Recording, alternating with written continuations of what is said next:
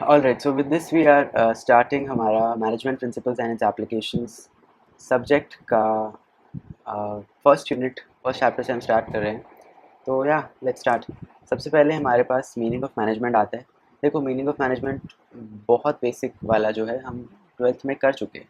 ये जो पहला टॉपिक है मीनिंग ऑफ मैनेजमेंट, इसमें 3 डेफिनेशंस दे रखी हैं। आप ध्यान से देखो, तीनों की तीनों हमने ट्वेल्थ में करी है। बट अभी हमने इन डेफिनेशंस को थोड़ा सा क्रिटिकली एनालाइज करेंगे और देखेंगे कि ये डेफिनेशंस कितनी सही है और कितनी नहीं है सही। पहली डेफिनेशन देखो, management is the art of getting things done through people. बहुत बेसिक, हमने ये ट्वेल्थ में किया भी था। बट अच्छा, इस डेफिनेशन से क्या क्या पता चल रहा है? पहली चीज़ मुझे दिख रही है कि ठीक है, इसने मुझे एक सिंपल भाषा में बता दिया कि मैनेजमेंट या मैनेजर का क्या काम है। तो एक बहुत सिंपल और बेसिक डेफिनेशन है। प्लस इसने मुझे मैनेजमेंट एज एन आर्ट के बारे में बता दिया, ठीक है, कि मैनेजमेंट एक आर्ट है। Plus manager as a leader भी कहीं कहीं बता दिया कि वो दूसरों से काम करवा रहे हैं, एज अ लीडर काम कर रहा है। प्लस इसने मुझे ये बताया कि मैनेजर का इनडायरेक्ट रोल होता है। इनडायरेक्ट रोल समझ रहे हो कि आपने खुद, आपका काम ही काम करवाना है। तो ये 4 चीज़ें मुझे इससे डेफिनेशन से पता चली। लेकिन हमें मतलब फ़िलहाल जिस चीज़ से है वो है इस डेफिनेशन का क्रिटिसिज्म, यानी कि why do we think that this definition is not complete in itself. तो देखो, सबसे पहली चीज़, इसने मुझे कहीं पे भी ये तो बता दिया management is getting things done, but ये नहीं बताया how to get things done. How का आंसर कहीं पे भी नहीं मिला। सेकेंडली, मुझे इस डेफिनेशन ने कहीं पे भी ये तो बता दिया कि आर्ट है, ठीक है, लेकिन कहीं पे भी ये बताया कि साइंस है, नहीं बताया। बट हमने तो पता है मैनेजमेंट एक साइंस है, तो ये इसका एक और क्रिटिसिज्म हुआ। थर्ड, मुझे इस डेफिनेशन ने कहीं पे भी फॉर्मल ऑर्गेनाइजेशन स्ट्रक्चर के बारे में कुछ नहीं बताया, जहाँ हम एक्चुअल मैनेजमेंट का यूज़ करने वाले हैं उसके बारे में कोई इन्फॉर्मेशन इसने नहीं दी, ठीक है। तो इसका जिक्र ही नहीं उठाया। प्लस एक और चीज़ मैं बता रहा हूँ, इस डेफिनेशन ने कहीं पे भी मीन्स की बात नहीं की। मीन्स का मतलब क्या है भाई?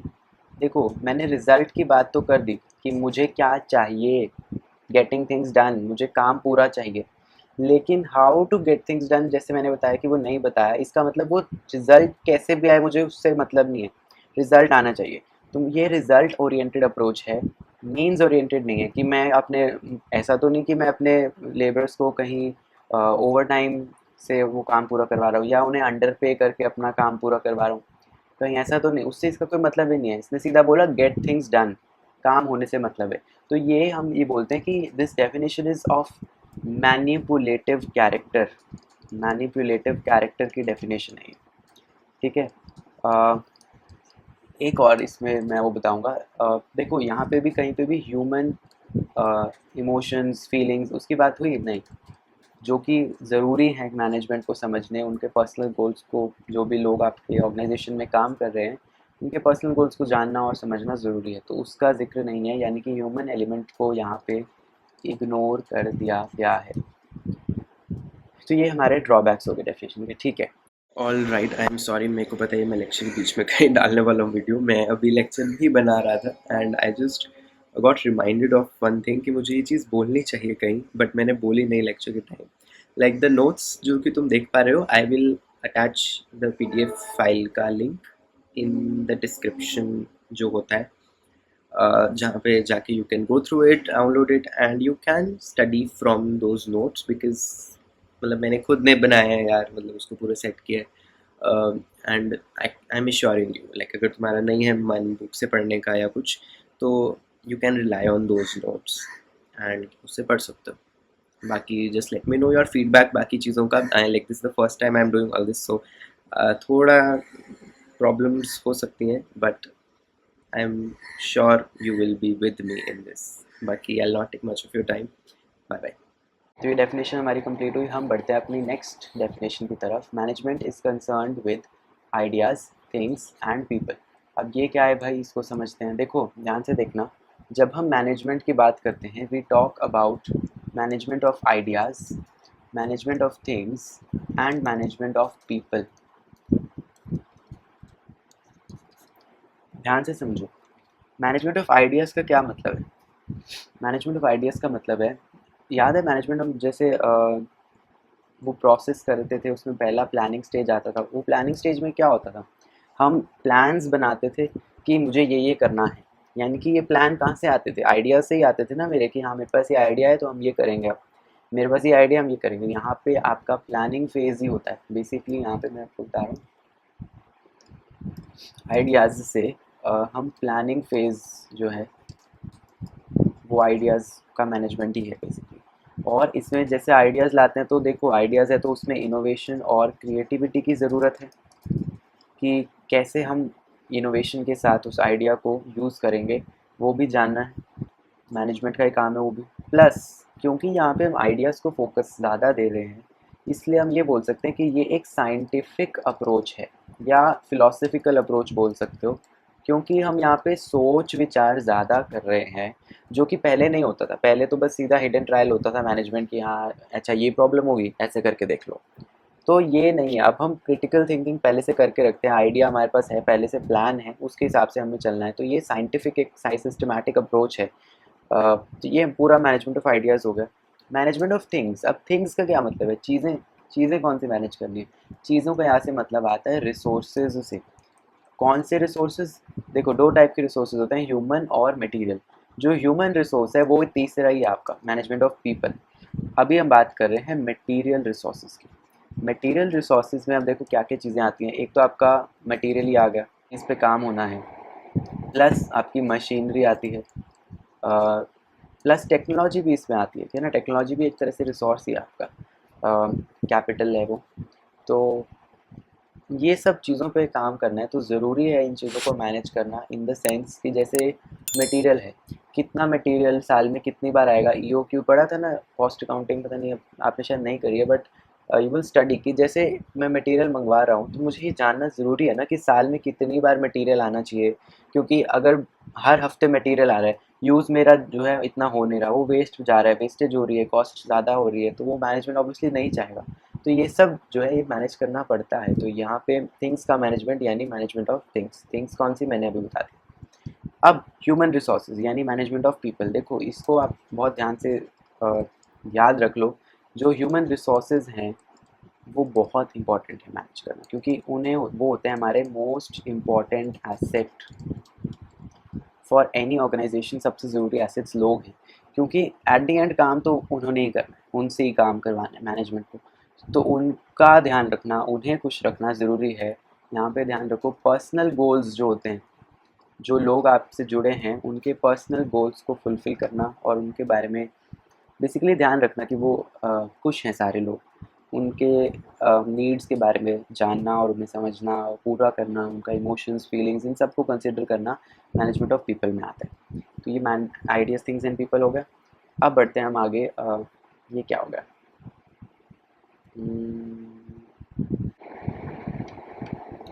कुछ तो प्रॉब्लम है, कुछ तो प्रॉब्लम है। आओ,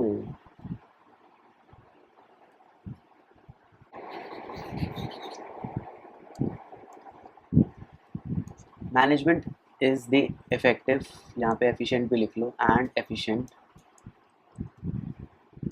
utilisation of human and material resources to achieve enterprise objectives. तो इसको टुकड़ों में समझते हैं बेसिकली। हाँ, देखो जब हम इफ़ेक्टिव की बात कर रहे हैं, इफ़ेक्टिव का मतलब काम का कंप्लीट होना, समझ रहे हो, यानी कि काम पूरा होना इफ़ेक्टिव। एफिशिएंट की बात कर रहे हैं, यानी काम को कॉस्ट इफ़ेक्टिव तरीके से करना, यानी कॉस्ट मिनिमाइजेशन, मिनिमम कॉस्ट में मैक्सिमम बेनिफिट। नेक्स्ट जो चीज़ है वो है ह्यूमन एंड मटेरियल रिसोर्सेज। ये अभी हमने किया, जो पीपल है वो ह्यूमन रिसोर्स, जो और जो मटेरियल रिसोर्सेज है वो थिंग्स। तो वही सब है यहाँ पे। टू अचीव एंटरप्राइज ऑब्जेक्टिव्स, अब एंटरप्राइज ऑब्जेक्टिव्स क्या होते हैं मैं बता रहा हूँ। देखो किसी भी ऑर्गेनाइजेशन के आपके तीन ऑब्जेक्टिव्स होते हैं। एक होता है सोशल, यानी सोसाइटी से रिलेटेड, कि कस्टमर्स को अच्छे क्वालिटी के प्रोडक्ट्स मिनिमम प्राइस पे देने, पोल्यूशन कम करना, ये सब। एक होता है पर्सनल गोल्स, यानी जो आपके एम्प्लॉयज़ वगैरह काम कर रहे हैं, जो जो भी लोग हैं बेसिकली आपकी ऑर्गेनाइजेशन से जुड़े, उनके पर्सनल गोल्स को ध्यान रखना। जैसे किसी एम्प्लॉय का गोल है, उसे स्टेटस अच्छा चाहिए, किसी का गोल है उसे सैलरी अच्छी चाहिए। हर एक के अपने मोटिव्स हैं जिससे वो ऑर्गेनाइजेशन में आते हैं, उन सब का ख्याल रखना, ये पर्सनल गोल्स हो गए। मेन ऑर्गेनाइजेशनल गोल तीसरा, यानी कि जिस काम के लिए आपके लिए वो ऑर्गेनाइजेशन बनी है वो चीज़ करना। अब कोई भी ऑर्गेनाइजेशन जनरली बात करें तो 3 चीज़ों के लिए बनती है।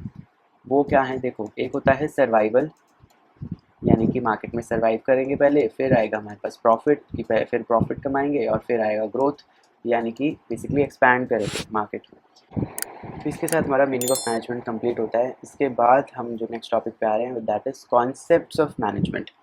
तो कॉन्सेप्ट्स ऑफ मैनेजमेंट का मतलब क्या है? कॉन्सेप्ट्स ऑफ मैनेजमेंट यानी आपके मैनेजमेंट को हम जो वर्ड है, जो मैनेजमेंट वर्ड जिसको हम यूज़ कर रहे हैं, वो किस किस कॉन्टेक्स्ट में, किस किस संदर्भ में आप मैनेजमेंट वर्ड यूज़ करते हो।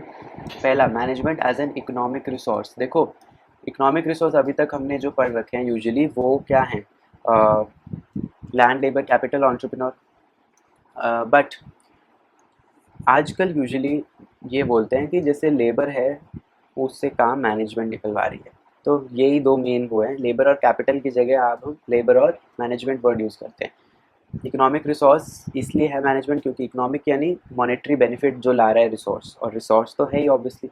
तो मैनेजमेंट एक ऐसा रिसोर्स है जो हमारे लिए मॉनेटरी बेनिफिट ला रहा है, just like land, labour, capital जैसे होता है, उसी तरीके से मैनेजमेंट भी एक रिसोर्स है जो कि उसकी अपनी एफिशिएंसी है, उसकी एफिशिएंसी बढ़ाना, जैसे लैंड का एफिशिएंसी बढ़ाना, कोई मशीनरी या कैपिटल है उसका एफिशिएंसी बढ़ाना गोल होता है हमारा, वैसे ही मैनेजमेंट भी एफिशिएंसी उसका बढ़ाना इम्पॉर्टेंट है। तो एक as an economic resource management को हम यूज़ करते हैं कि ये एक मेरा एक ऐसा रिसोर्स है जिससे मैं इकोनॉमिक बेनिफिट लाऊंगा अपने लिए, तो इसलिए बोलते हैं मैनेजमेंट को इकोनॉमिक रिसोर्स। ठीक है। उसके बाद मैनेजमेंट एज अ क्लास या ग्रुप, ये वही है जो मैंने बोला ना कि कई बार आप एज अ लोगों को रेफर करने के लिए कि ये हमारी मैनेजमेंट टीम है, यानी it's a group of people who are called managers, जिनको आप इंडिविजुअली मैनेजर्स बोल रहे हो, उनकी टीम को, ग्रुप को हम मैनेजमेंट बोल लेते हैं। तो ये भी एक मैनेजमेंट का कॉन्टेक्स्ट है। Then management as a system of authority. देखो, याद है हमने लेवल्स ऑफ मैनेजमेंट करे थे, top level management, mid level, और फिर ऑपरेशन, वो ऑपरेटिंग लेवल मैनेजमेंट, ये सब होता था, जहाँ पे अगर आपको ध्यान हो, जैसे जैसे मैनेजमेंट का लेवल बढ़ता है वैसे वैसे उसकी अथॉरिटी बढ़ जाती है। अ, और यहाँ पे अथॉरिटी का मतलब है पावर की, है ना, कुछ पावर आती है उस पोजीशन के साथ, अपने आप पावर आती है। यानी कि मैनेजमेंट एज अ पोजीशन, यानी कि सिस्टम ऑफ अथॉरिटी में हम एज अ पोजीशन बात करते हैं कि मैनेजमेंट की पोजीशन ऐसी है कि it automatically comes with its own powers and obviously duties और रिस्पॉन्सिबिलिटीज़ भी आती है, बट अथॉरिटी भी आती है। और टॉप लेवल मैनेजमेंट है ऑब्वियसली उसके पास अथॉरिटी ज़्यादा है, कोई मिड लेवल है उसके पास ऑब्वियसली कंपैरेटिवली लोअर होगी अथॉरिटी। तो यहाँ पे मैनेजमेंट को हमने किस संदर्भ में यूज़ करा है, as a system of authority बताने के लिए कि भाई ये बंदा टॉप मैनेजमेंट का है तो इसके पास बहुत अथॉरिटी है, तो अथॉरिटी का एक्सटेंट दिखाने के लिए भी यूज़ होता है। Then management as a separate discipline. तुम अभी जो पढ़ रहे हो वो क्या है, वो मैनेजमेंट एज अ सब्जेक्ट पढ़ रहे हो ना, डिसिप्लिन का मतलब सब्जेक्ट है। तो जो हम पढ़ रहे हैं, जो थियोरी ऑफ मैनेजमेंट है, प्रिंसिपल्स ऑफ मैनेजमेंट है, वो अप्लाई तो बाद में होते हैं, पहले तो हम थियोरी और प्रिंसिपल्स को पढ़ते हैं, एज अ सब्जेक्ट पढ़ते हैं। तो ये जो एज अ सब्जेक्ट हम पढ़ रहे हैं, इसका मतलब मैनेजमेंट एज अ डिसिप्लिन है कि ये एक सेपरेट सब्जेक्ट बन चुका है। आजकल जो लोग पढ़ते हैं उसमें डिग्री हासिल करते हैं, उसको एज अ प्रोफेशन फिर वो परस्यू करते हैं, तो ये एज अ सेपरेट सब्जेक्ट हो गया। Then management as a process, ये तो बहुत सिंपल, हमने जो करा है ना, planning, organising, staffing, directing, controlling, ये एक प्रोसेस ही तो है। तो मैनेजमेंट एज अ प्रोसेस इसमें आ जाता है। ठीक है। इसके बाद हम आते हैं next topic which is characteristics of management. देखो, बहुत शुरू से हम करते आ रहे हैं। मुझे याद है मैंने अपने टाइम पे वो एक्रोनिम से होते हैं ना, वो उससे याद किया था मैंने, पिग, गो, MCD, इस नाम से थे। पी से क्या था, एक तो कि ये परवेसिव होता है ना, हर जगह मैनेजमेंट आपको दिख जाएगा है, चाहे वो एक बिजनेस ऑर्गेनाइजेशन है, नॉन बिजनेस है, प्रॉफिट के लिए है, प्रॉफिट के लिए नहीं है, जो भी है, स्कूल है, हर एक जगह मैनेजमेंट की तो ज़रूरत ऑब्वियसली है। तो ये हो गया ऑल परवेसिव।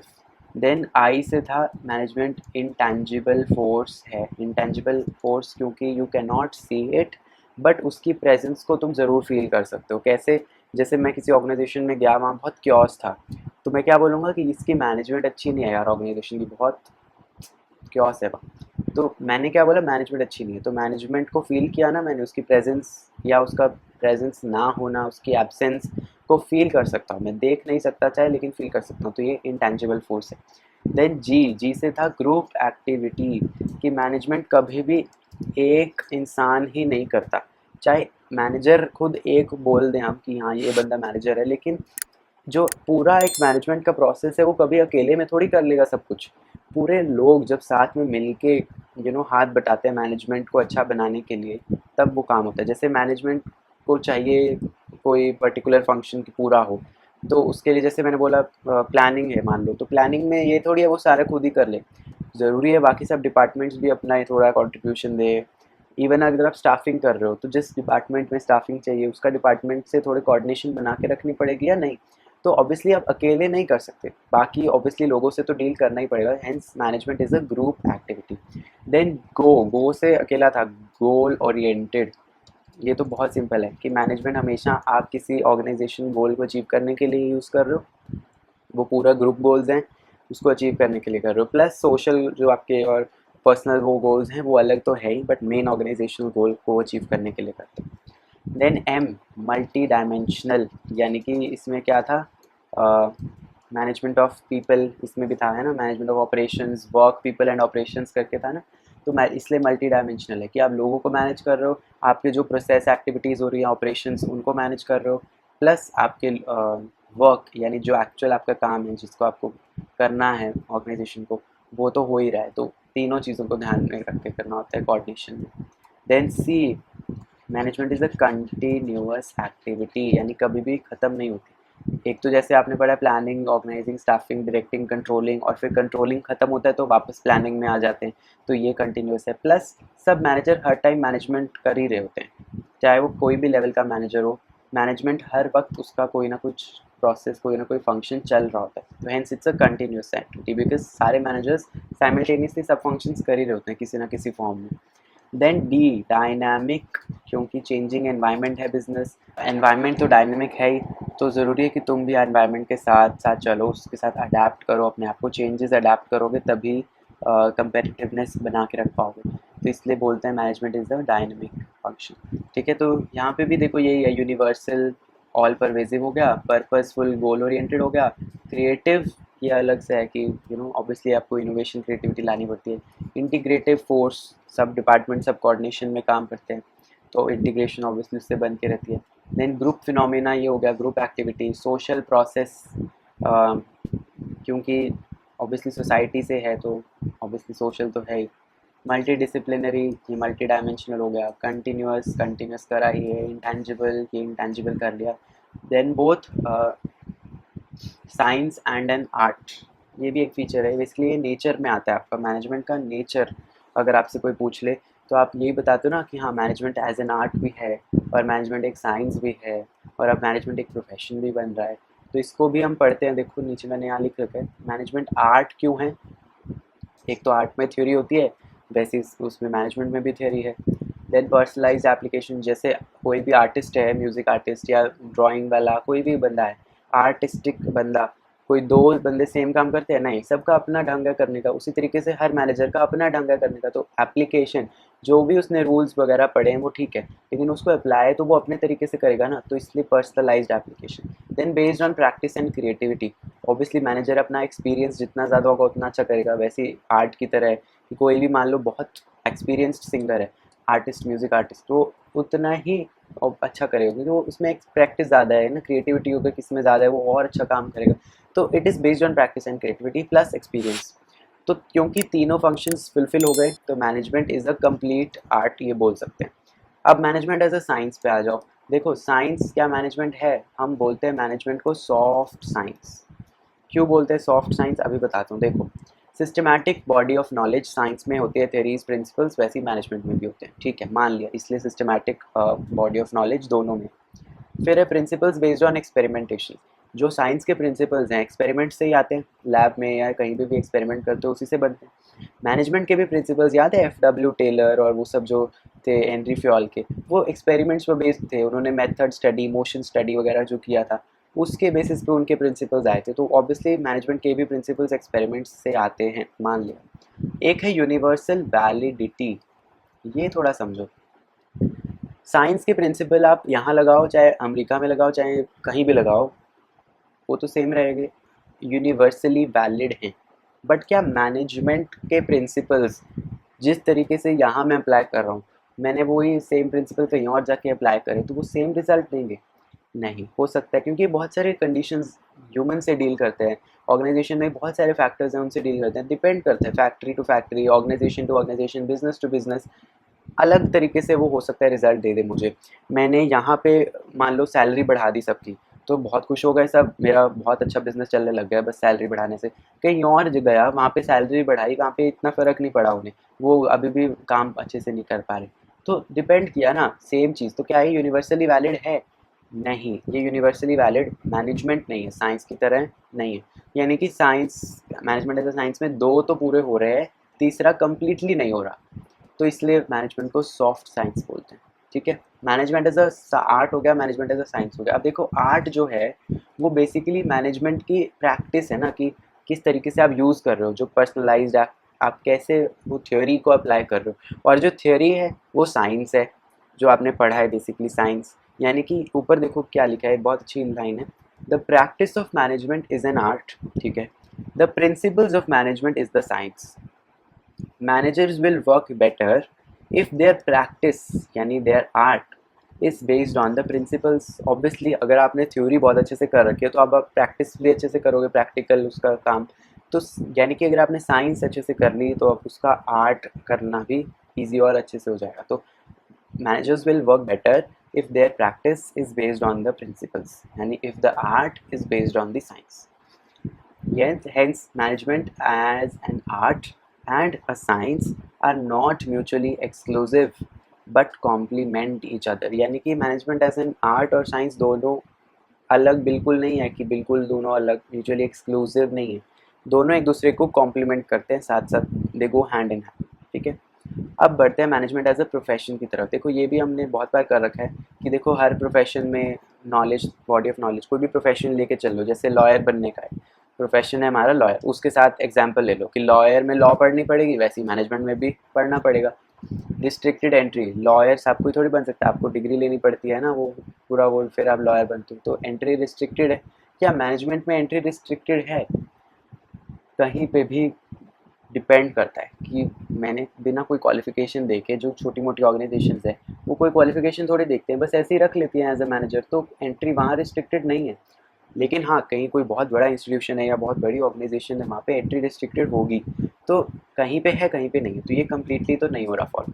फिर है प्रोफेशनल एसोसिएशन, जैसे लॉयर की बार काउंसिल ऑफ इंडिया है, क्या मैनेजर्स की भी है? ज़रूरी है, बार काउंसिल ऑफ इंडिया का पार्ट होना ज़रूरी है, जैसे ICAI का पार्ट होना ज़रूरी है CA बनने के लिए, डॉक्टर्स एसोसिएशन का पार्ट होना ज़रूरी है डॉक्टर बनने के लिए। लेकिन MBA में ऐसा, सॉरी मैं MBA कह रहा हूँ, मैनेजमेंट में ऐसा कोई ज़रूरी नहीं है ना, क्योंकि देखो ठीक है MBA वगैरह की डिग्री लेते हैं लोग, कई जगह ज़रूरी है वो डिग्री, बट ज़रूरी नहीं है कि हर जगह हो, हर जगह नहीं। लॉयर और ये प्रोफेशन हुए तो हर जगह है। Code of conduct, lawyers, doctors, CS जो भी हैं, इन सबका एक एथिकल कोड ऑफ कंडक्ट होता है, एक मॉरल रिस्पॉन्सिबिलिटी का वो लेते हैं ना एक वो, कि हाँ we take up this responsibility कि हम so and so code of conduct को फॉलो करेंगे। मैनेजर्स में भी होता है बट ज़रूरी नहीं है कि वो हर जगह फॉलो हो, है ना, बट हाँ होता है, उनको भी एक मॉरल, उनका एथिक्स और उन सब पे बेस्ड होता है एक code of conduct. Then service motive, management का मोटिव क्या सर्विस मोटिव है? सिर्फ सर्विस नहीं, सर्विस करना ज़रूरी है, सोशल ऑब्जेक्टिव ज़रूरी है, बट मेन तो प्रॉफिट ड्रिवन होता है ना, प्रॉफिट ड्रिवन होता है उनका सारा काम, प्रॉफिट कैसे कमाना है। ऑर्गेनाइजेशन का गोल तो यही है, सर्वाइवल, प्रॉफिट, ग्रोथ। तो ऑर्गेनाइजेशन गोल ही देखेगा मेन तो वो मैनेजमेंट। तो हाँ, बाकी जो प्रोफेशंस हैं डॉक्टर्स वगैरह, उनका सर्विस मोटिव रहता है, मैनेजमेंट में हर बार नहीं होता। तो इसलिए मैनेजमेंट कंप्लीट प्रोफेशन नहीं है, बट हाँ on the way to become profession है, क्योंकि आजकल लोग पढ़ रहे हैं और as a profession manager, as a professional manager they are pursuing their studies, and then they practice management actually as their profession। तो इसको बोलते हैं आप प्रोफेशनलाइजेशन ऑफ मैनेजमेंट हो रहा है आजकल। ठीक है, तो ये आपका नेचर ऑफ मैनेजमेंट हो गया।